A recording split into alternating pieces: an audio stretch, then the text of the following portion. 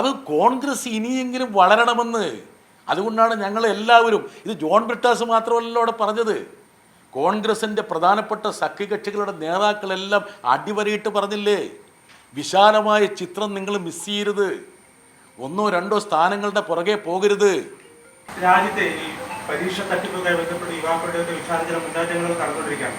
അപ്പം പ്രധാനപ്പെട്ട ഒരു മുന്നണിയിലെ രണ്ട് കക്ഷികൾ ഇങ്ങനെ തമ്മിലടിക്കുന്നത് ദേശീയ തലത്തിൽ ഈ ഐക്യത്തിന് എങ്ങനെ ബാധിക്കില്ലേ? അത് ശരിയാണോ? ആ ഇന്ത്യ മുന്നണി യോഗത്തിൽ ഞങ്ങളുടെ യഥാർത്ഥ ഉദ്ദേശം എന്താണ്? അഭിപ്രായ വ്യത്യാസങ്ങളൊക്കെ പറഞ്ഞ് യോജിക്കാവുന്ന മേഖലയിൽ യോജിച്ചുകൊണ്ട് മുന്നോട്ട് പോകുക എന്നുള്ളതാണ്. ഞങ്ങളുടെ അഭിപ്രായങ്ങൾ അവിടെ രേഖപ്പെടുത്തിക്കൊണ്ട് മുമ്പോട്ട് പോയാൽ മാത്രമേ ഈ ഇന്ത്യ ബ്ലോക്കിന് ഒരു ദിശാബോധം ഉണ്ടാവുകയുള്ളൂ.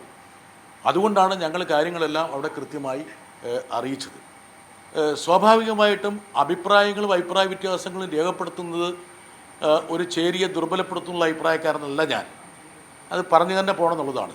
പക്ഷേ ഈ അഭിപ്രായങ്ങളെ എങ്ങനെയാണ് മറ്റ് രാഷ്ട്രീയ കക്ഷികൾ കാണുന്നതെന്നുള്ളതാണ് പ്രധാനം. ഇപ്പം നിങ്ങൾ ചോദിച്ച വളരെ പ്രസക്തമായ ചോദ്യമാണ്.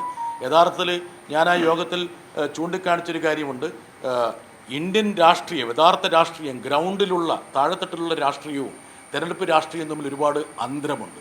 തെരഞ്ഞെടുപ്പ് രാഷ്ട്രീയം എന്ന് പറയുന്നത് BJP ഏതെങ്കിലും ഹീനമാർഗങ്ങളിലൂടെ സീറ്റുകൾ കരസ്ഥമാക്കുക, ഭരണം കരസ്ഥമാക്കുക, മാത്രമല്ല ഭരണം കരസ്ഥമാക്കിയാൽ മാത്രം പോരാ, പ്രതിപക്ഷം കൂടി ഞങ്ങൾക്ക് വേണമെന്നുള്ള വാശിയിലാണിപ്പോൾ BJP. അതേസമയം താഴെത്തട്ടിൽ മോഡി സർക്കാരിൻ്റെ നയങ്ങൾക്കെതിരെ അതിശക്തമായ ജനരോക്ഷമുണ്ട്, പ്രതിഷേധമുണ്ട്. ആ ജനരോഷവും പ്രതിഷേധവും അസംതൃപ്തിയൊക്കെ സ്വാഭാവികമായിട്ടും ഒരു രാഷ്ട്രീയ ധാരയിലേക്ക് കൊണ്ടുവരണമെങ്കിൽ ഇന്ത്യ ബ്ലോക്ക് കൃത്യമായ ധാരണയോടെ പ്രവർത്തിക്കണമെന്നുള്ള അഭിപ്രായമാണ് ഞങ്ങൾക്കെല്ലാം ഉണ്ടായിരുന്നത്. കോൺഗ്രസിന്റെ അടിസ്ഥാനമായ റോൾ മറ്റൊന്നാണ്. നിങ്ങളുടെ സന്തോഷത്തിന് വേണ്ടി കൂടി ഞങ്ങൾ പ്രവർത്തിക്കുമെന്നാണ് അദ്ദേഹം പറഞ്ഞത്. സന്തോഷത്തിന് വേണ്ടി മാത്രം പ്രവർത്തിക്കുന്നത് രാഷ്ട്രീയ പാർട്ടിയാണോ? സന്തോഷത്തിന് വേണ്ടി പ്രവർത്തിക്കുന്നതിൻ്റെ ഭാഗമായിട്ടാണല്ലോ തമിഴ്നാട്ടിൽ തെരഞ്ഞെടുപ്പിന് തൊട്ടു മുമ്പ് DMK-യുമായിട്ട് ശക്തമായ വിലപേശൽ നടത്തിയിട്ട് ഒരു രാജ്യസഭാ സീറ്റ് കരസ്ഥമാക്കി പോക്കറ്റിലിട്ടു. 3 നിയമസഭാ സീറ്റുകളും കൂടി പോക്കറ്റിലിട്ടു. തെരഞ്ഞെടുപ്പ് നടന്ന് TVക്ക് വിജയയുടെ പാർട്ടി ജയിച്ചു എന്ന് കണ്ടപ്പോൾ ഒന്ന് കണ്ണ് ചിമ്മാൻ പോലും സമയമെടുക്കാതെ അപ്പുറത്തേക്ക് കൂറുമാറിയത് ആരുടെ സന്തോഷത്തിന് വേണ്ടിയിട്ട്? ഇതൊക്കെ ആരെ വിശ്വസിക്കുന്നത്? അത് കോൺഗ്രസ് ഇനിയെങ്കിലും വളരണമെന്ന്.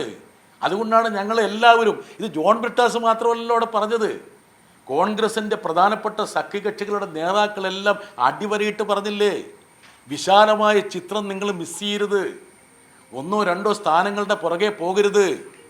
യഥാർത്ഥത്തിൽ അവിടെ RJDയുടെ നേതാവ് തേജസ്വി എന്താ പറഞ്ഞത്? കോൺഗ്രസിൻ്റെ സംസ്ഥാന നേതൃത്വത്തിന് വേണ്ടത്ര ഇൻറ്റഗ്രിറ്റി ഉണ്ടോ, ആത്മാർത്ഥതയുണ്ടോ എന്നെനിക്ക് സംശയമുണ്ട്. രാജ്യസഭാ തെരഞ്ഞെടുപ്പിൽ ഞങ്ങളെ വഞ്ചിച്ച് BJP പക്ഷത്തേക്ക് പോയ MLA-മാർ അവിടെ ഉണ്ട്. കഴിഞ്ഞ നിയമസഭാ തെരഞ്ഞെടുപ്പിൽ ഞങ്ങളെ ഒറ്റിക്കൊടുത്ത കോൺഗ്രസ്സുകാരുണ്ട്. അതുകൊണ്ട് ഈ കോൺഗ്രസ് ഈ രൂപത്തിൽ പോകാൻ പാടില്ല എന്ന് പറയുന്നത് ഇടതുപക്ഷ നേതാവല്ല, തേജസ്വി യാദവാണ്.